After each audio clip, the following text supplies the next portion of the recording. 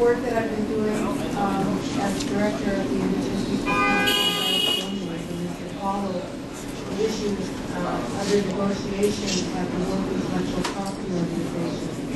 Many of you may not be aware, but WIPO, World Intellectual Property Organization, is undertaking a standard-setting process, meaning that they're developing treaties. States are developing treaties that are relating to the issues of traditional knowledge, including indigenous peoples' knowledge, traditional cultural expressions, and genetic resources. There's not a lot of indigenous people following the issues there. In the last 3 sessions, indigenous people attending WIPO have issued very strong demands requiring and demanding that the WIPO modify its rules of procedure to allow for the full and equal participation of indigenous people in their processes. And these demands and our core principles, including demands such as they recognize our right of self-determination, recognize our rights as peoples and nations, in their processes have fallen on deaf ears. In fact, most of the interventions and statements by indigenous peoples have not been included in any of the draft text that is under negotiation at WIPO. So I want to reiterate, be quiet down there. I want to reiterate that the process taking place at WIPO is a treaty-making process. They are going to develop treaties that affect our rights in very significant ways. And mainly because this is WIPO, the end result really of their work is going to be the fact that they're going to subsume indigenous people's rights, our cultural heritage, our knowledge that has come from our ancestors and belongs to future generations into an intellectual property framework. And why do they do that? Why would they want to do that? Because states want access to it. States want the ability to commodify indigenous people's traditional knowledge and genetic resources. That's the only reason you would be able to put it into that system. You want to make it market ready. And that's precisely what they're doing, while at the same time, they're completely marginalizing and diminishing indigenous people's right to participate. So in IGC 20, which was in February of this year, indigenous peoples walked out. We actively withdrew our participation in WIPO until WIPO takes our demand seriously. And the demand, the single most important demand, is that they amend the rules of procedure that allow for our full and equal participation. So there's different levels of negotiation that will take place at WIPO. First of all, they have an intergovernmental committee that's kind of hammering out the language. But from there, what they'll do is it'll go to the General Assembly of WIPO where they convene a diplomatic conference. Right now, there's no mechanism to allow indigenous peoples to participate either at the General Assembly level or the diplomatic conference level. So even if we had, language that's put in at the IGC level, there's no guarantee that anybody will be in the room to defend it in the diplomatic conference process. WIPO is the agency that's under a comprehensive dialogue here at the Permanent Forum this year. They're on the agenda, I believe, for Thursday morning.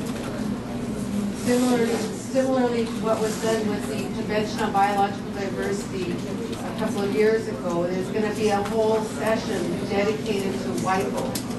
So WIPO will come. They have a report that's already in the documents on the Permanent Forum website. So read that report. And then there's going to be an exchange with Permanent Forum members, with states, and by us. We will have the opportunity to raise questions directly of WIPO and to ask for responses from them. The North American Indigenous Peoples Caucus undertook this subject at our meeting in March, and in our report to the Permanent Forum, which is also available on the Permanent Forum website, there's a whole section devoted to the subject of WIPO. My organization and a number of other organizations have written also a joint statement taking WIPO to task on the issue of Indigenous peoples' participation and the refusal to recognize Indigenous peoples as the rightful holders and protectors of our traditional knowledge and cultural heritage. And so we're looking for sign-ons for that statement as well. I'll have copies in English available fairly soon, and we'll have the translated, the Spanish version of that joint statement available tomorrow morning.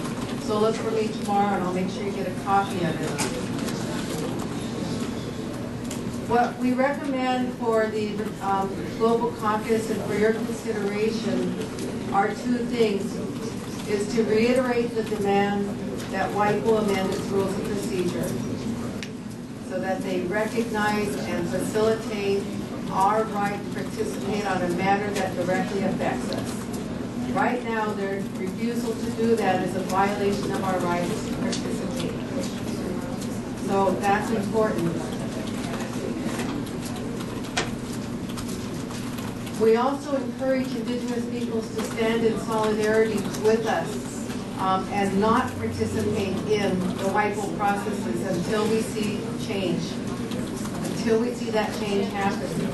I have been there for a number of years, and I am not participating in WIPO anymore until we see that change. So we ask people to stand in solidarity with us. Please be aware that a very small number of Indigenous peoples did not walk out, and I mean very small. But also the fact that they're in the room essentially gives some kind of legitimacy to the WIPO work.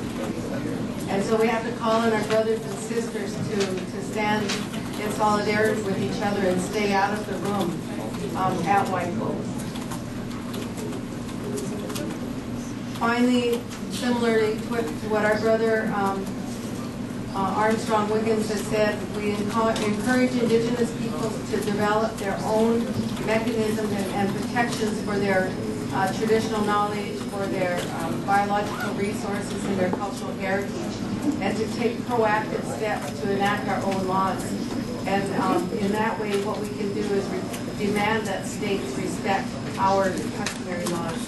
So I'll put some language together for our rapporteurs, and hopefully you can support that language in the Global Caucus statement. If there's any questions, I can entertain it, and otherwise I'll see you all tomorrow.